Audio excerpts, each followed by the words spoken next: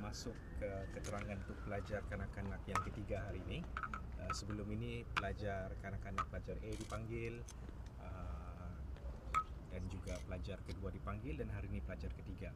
So sedikit rangkuman lah bagi keterangan ketiga-tiga pelajar ni. Daripada keterangan mereka bertiga ni, naratif dia bermula bagaimana Zara ni dipanggil ke dalam dom adalah kerana satu insiden kecurian lah. Okey, kecurian itu diadu oleh pelajar lain, pelajar form 1. Okey, so insiden tersebut diadu kepada ketua dom, yang mana ketua dom adalah dalam kalangan pelajar-pelajar yang dituduh dalam prosiding berbeza, bukan prosiding inquest. So mereka maklum tentang aduan tersebut, maka mereka telah memanggil arwah Zara lah untuk memberikan penjelasan. So dalam sesi perjumpaan tersebut, bukan semua, tapi ada satu dalam kalangan ketua dom tu telah mengeluarkan kata-kata yang kurang sopan lah terhadap arwah. Okay, tetapi yang selebihnya tidak ada keterangan yang menunjukkan bahawa mereka marah, mereka mereka cuba make fun ataupun cuba menindas, perkataan menindas kepada arwah Zara. Malah keterangan daripada dua saksi semalam, mereka juga mengatakan bahawa tujuan Zara dipanggil tu adalah kerana memberi clarification kenapa barang hilang tu macam mana kan. Jadi sewaktu perjumpaan tu dibuat, ada separate incident di dom sebelah, iaitu dom Zara, yang mana menurut saksi-saksi ini pelajar-pelajar form 1 telah melakukan spot check sendiri tanpa apa-apa arahan daripada senior. Tidak, ini adalah tindakan form 1 sendirilah yang buat spot check. Dan ketika melakukan spot check tu, mereka menyelongkar beg Zara, loker Zara. Mereka menjumpai lencana yang dikatakan hilang lah. Okay. Lencana bendera hilang yang dikatakan milik ketua dom. Okay. Salah satu pelajar yang dituduh dalam prosiding 507C lah.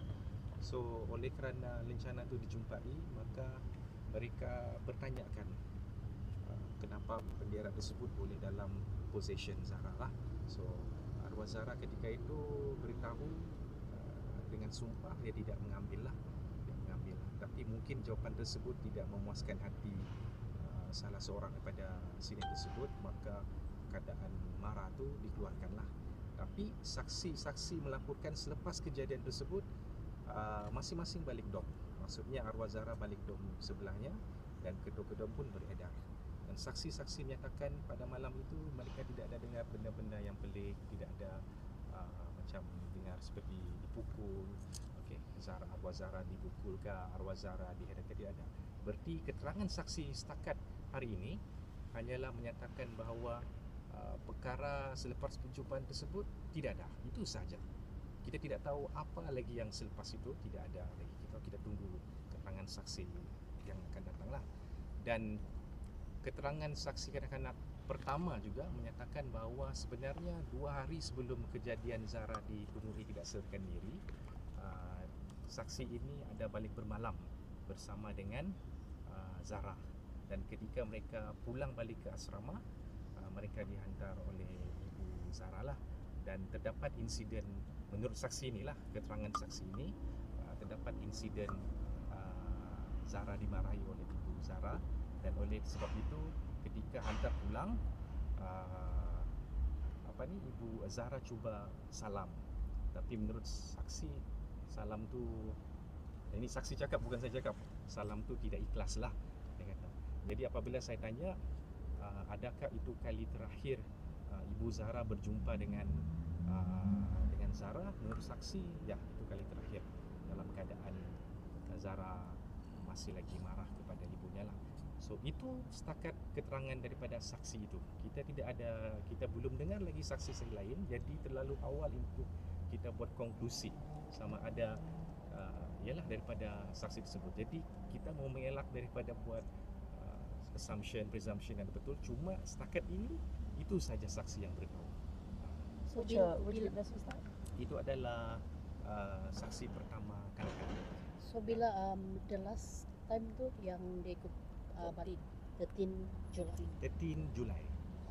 Okay. 13 Julai dia On balik the hostel. 15 sudah ditemui di Oh, Australia. 13 July they go Sunday. back to Sunday, Okay. ya. The Sunday Hari went Ahad back from So, daripada yeah. Sepitang. Two witnesses also testified that the late Zara has told them, I think more than 10 times. More kan? than 10 times. Yeah, she said something like, kalau saya lompat dari sini, Ada orang saya. ya ada orang sayang saya kah, or what do you feel if I, basically saying that, you know, how would the friends feel if she commits suicide. Hmm. Two witnesses actually testified to. Two witnesses, dua saksi. more than 10 times. Yes. So she said it in like a form of a question. Two, yeah, like a form of a question, and a form of a statement as well to the friends. Yeah. So penulis diary tersebut yang dikatakan tulisan itu oleh saksi tulisan Zahra, dia mengadu bahawa ya Allah, kenapa aku dibenci, kenapa aku tidak disukai oleh orang. So catatan-catatan tersebut ditulis dalam buku tersebut. Dan kemudian apabila kami tanya sama ada catatan-catatan tulis itu tersebut pernahkah ditimbulkan oleh arwah Zahra kepada saksi tersebut, saksi tersebut pernah. Dia pernah mengadu tentang masalah itulah dalam diary. This diary is which exhibit W? I need to check again. Yeah. One of the too many exhibits. diaries. Remember, Yeah. jangan salah faham, because kalau kita baca dalam social media ada berlaku salah faham.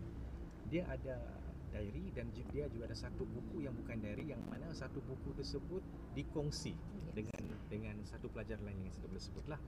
Dan disuai dalam satu buku tu ada tulisan pelajar lain dan juga Zahra. Okay.